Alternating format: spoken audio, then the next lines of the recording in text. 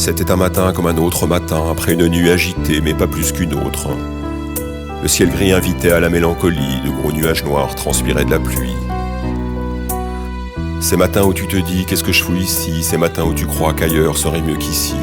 Du ciel bleu, des palmiers, des gens qui sourient. Ton rêve s'arrête, tu croises un regard, pas d'ici. Il avait la pupille noire et le fond de l'œil tacheté rouge, les yeux rivés de celui qui poursuit un chemin. Lequel, j'en savais rien. Je rêvais soleil, il en arrivait. Il paraissait fort et tout à la fois étiolé par la souffrance de ce qu'il avait vécu, fatigué de ce qu'il avait enduré, éprouvé, obstiné, déterminé, il poursuivait un but. Une destination hypothétique, laquelle, le savait-il, un Eldorado fantasque où il ferait bon vivre.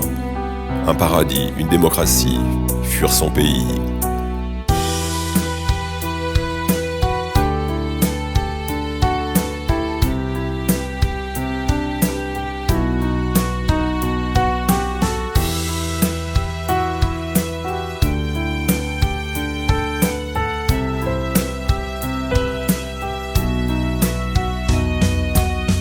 En arrivant ici, peut-être qu'il réalisait qu'on lui avait menti. Nos regards se croisèrent, restèrent fixes, sans pouvoir se détacher. Nos corps s'arrêtèrent pour se faire face. Ses manches courtes dévoilaient ses muscles saillants. Sa belle peau noire confirmait ses origines.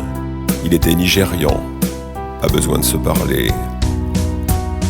Ses yeux confessaient l'histoire de son cœur. Il avait traversé plusieurs pays, trompé par des passeurs sans scrupules, des mafieux, avec le fric pour seule valeur.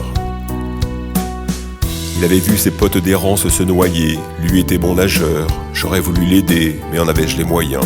J'aurais voulu lui tendre la main, mais j'ai continué mon chemin.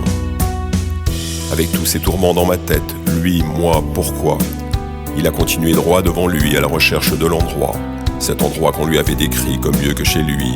Cet endroit où je vivais pensant que c'était mieux chez lui.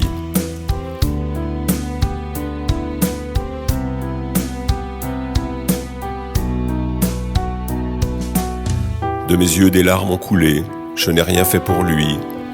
Il a continué, mu par l'espoir d'une meilleure vie.